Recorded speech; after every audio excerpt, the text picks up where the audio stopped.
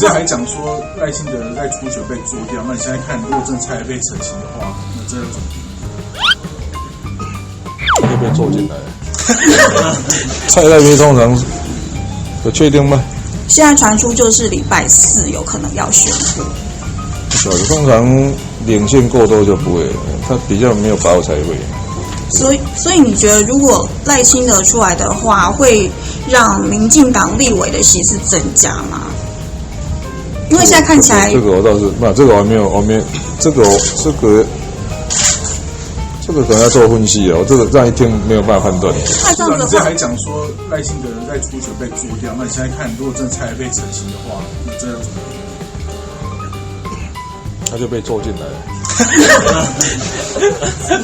有时候他被强制被迫成为副手的意思吗？有时候是做出去，有时候是做进来嘛。这个那是被成为副手。好了，我想了好久在想出这个方，想了快5秒。你怎么看佩琪姐昨天特别针对蔡英文 po 他要写什么？他说如果我们是蔡英文直接下指导棋，政党领袖不施管理约束，要概括承受所有后果跟他的愤怒。他说他的心中的恨意永生难忘。我回去要加强约束。你怎么看？就是呱吉他要组党，然后他组的那个党叫欢乐无法党，因为他认真的哦。这个组党也是国民的权利嘛，是吧？他的那个党的宗旨是政治不难，找回欢乐而已。听起来就很欢乐嘛。那你觉得这样子会就是跟你的会有，就是会对你有冲击吗？因为他看起来就是吸引了很多年轻人。目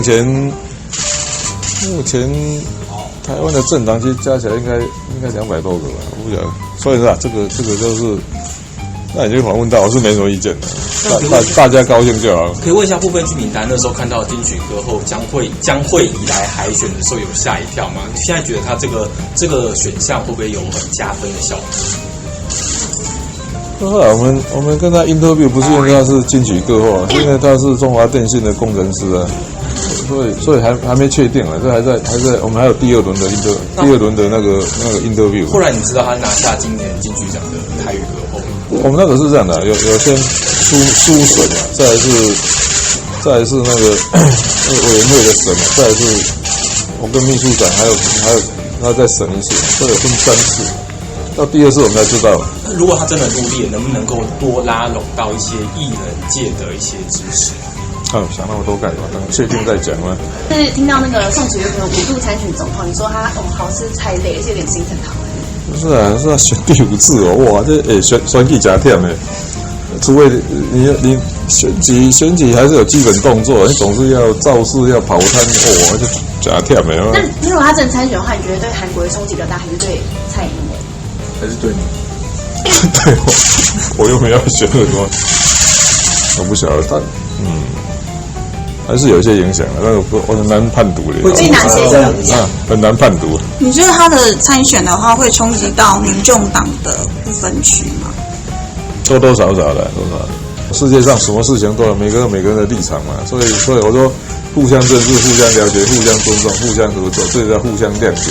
这互相谅解，我发现对于所有人之间，你知道吗？